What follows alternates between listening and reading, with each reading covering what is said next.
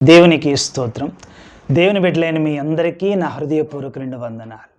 ఆయన అత్యున్నతమైన కృపను బట్టి బాప్తిస్మిచ్చి యోహాను గురించి నేటికి 3 భాగములుగా మనము ధ్యానించి ఉన్నాం. మొదటి భాగములో దేవుని వాగ్దానాన్ని మనం చూసాం. రెండవ భాగములో విశ్వాస లోపాన్ని మనం చూసాం. మూడవ భాగములో వాగ్దాన నెరవేర్పును మనము చూసాం. ఈ 4వ భాగములో వేర్పాటును మనము చూడబోతున్నాం. ఏంటి ఈ వేర్పాటు అనేది మనకు అర్థం కావాలి అనంటే మనము అంశంలోనికి వద్దాం. యోహాను పుట్టాడు, తల్లిదండ్రులు అతనికి అదే పేరు పెట్టమన్నారు. ఇద్దరూ అలాగున నిశ్చయించుకుని అదే పేరు పెట్టిన తర్వాత జకరియా మోగవాడు అయినప్పటికీ అతని ఆ వ్యాధి పోయి వెంటనే మాట్లాడడం ప్రారంభించాడు. ఇది ఇంకా భయం కలిగించింది ఆ ప్రాంతంలో.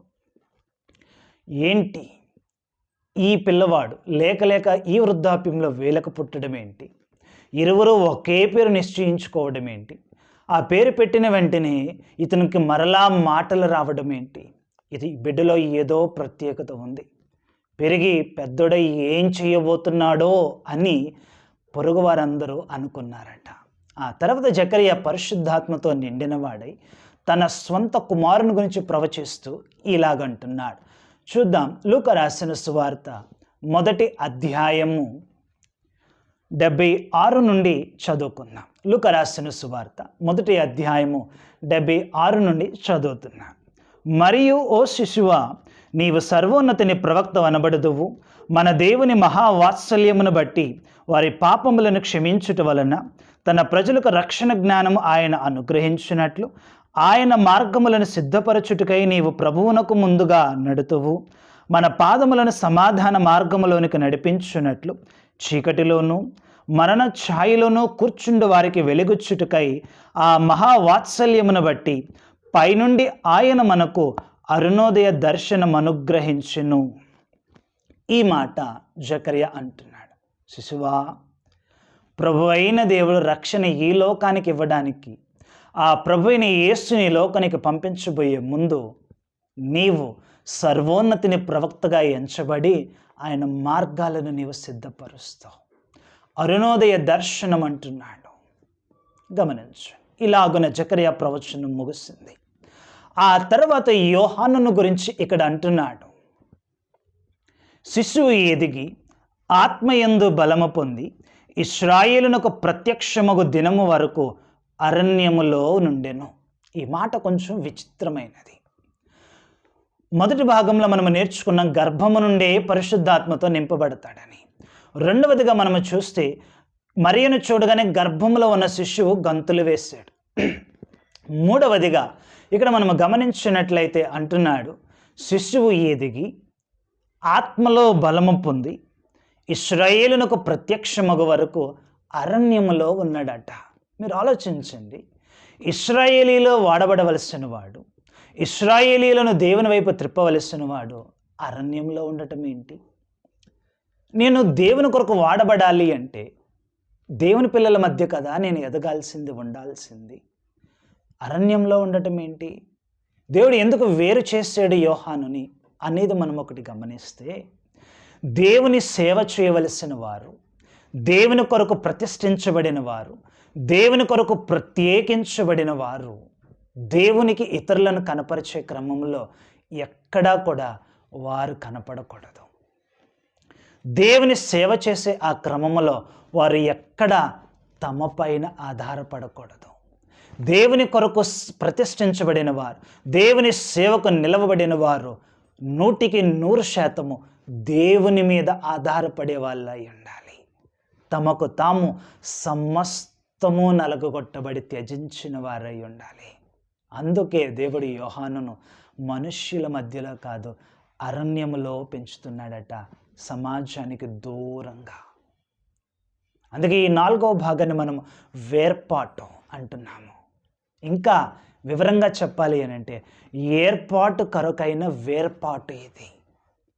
దేవుడు యోహానుని ఎన్నుకున్నాడు, అందుకే అతనిని మనుష్యులలో నుండి వేరు చేశాడు. దేవుని కొరకు ఎన్నుకొనబడిన వారు ప్రత్యేకంగా ఉండాలి. నలుగురిలానే నేను ఉండాలి, నలుగురుకున్న ఆనందాలే నాకు కావాలి, నలుగురు బ్రతికినట్లే నేను బ్రతకాలి, అయినా నేను దేవుని సేవ చేస్తానంటే కాదు. దేవుని సేవ చేయాలి అనుకుంటున్నవారు ఎన్నో త్యాగాలకు సిద్ధపడిన వారై ఉండాలి. అందుకే దేవుని వాక్యం అంటోంది, ఎవడైనను నన్ను వెంబడించుకొనిన ఎడల తన్ను తాను ఉపేక్షించుకొని తన సిలువను ఎత్తుకొని నన్ను వెంబడించాలి. తనను తాను ఉపేక్షించుకొనట. నేనెక్కడా కనపడకూడదు దేవుని సేవలో. ఎప్పుడైనా దేవుని సేవ చేసేటప్పుడు ఏదన్నా కష్టం వస్తే, తినడానికి జరగకపోతే, నాకేంటి, నా వెనకాల 10 ఎకరాలు ఉంది, అది అమ్ముకునైనా నేను సేవ చేస్తా, అట్లా కాదు.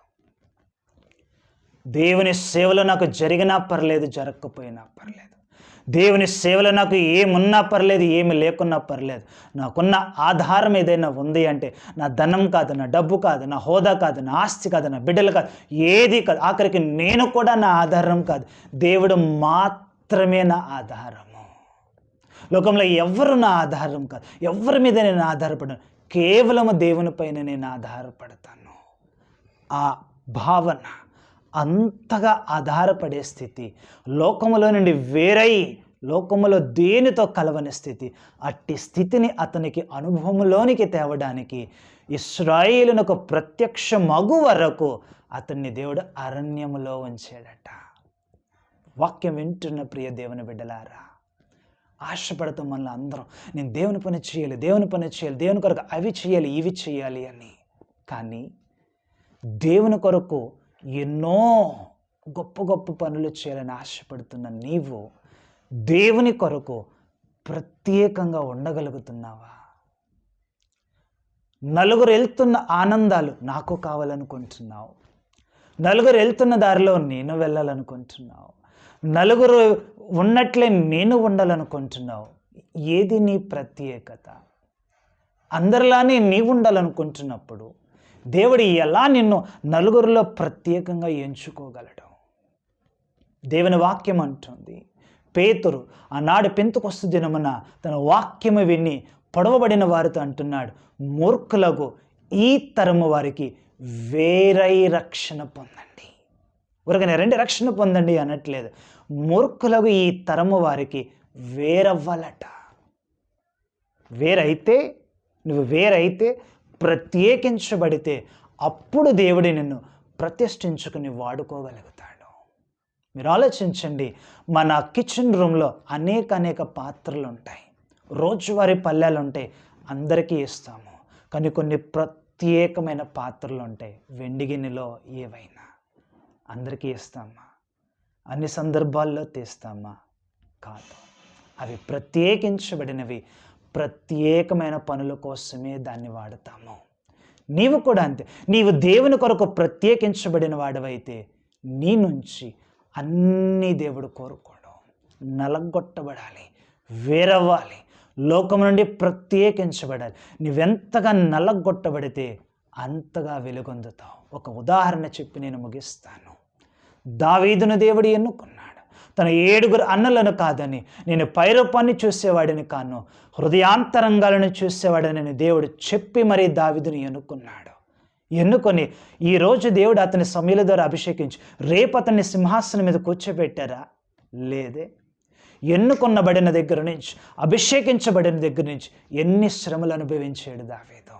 చెయ్యని తప్పుకు సౌలు పలుమార్లు అతన్ని చంపాలని చూశాడు, తప్పించుకున్నాడు, శ్రమలు అనుభవించాడు, వేరయ్యాడు అందరికీ. అలా దేవుడు అతన్ని నల్లకొట్టి సరైన సమయాన్న లేపేశాడు. దేవుడు ఎంత ఎత్తుకు లేపేశాడంటే సౌలు కాదు కదా, తన చుట్టుపక్కల ఏ శత్రు రాజ్యము దావీదు పేరు చెప్తేనే వణికిపోయేలా దేవుడు చేశాడు. ఈరోజు దేవుడు నిన్ను ఎన్నుకుంటే, ఈరోజు దేవుని కొరకు నీవు వాడబడాలి అనుకుంటే ఒకటి గుర్తుపెట్టుకో, ప్రత్యేకంగా ఉండు.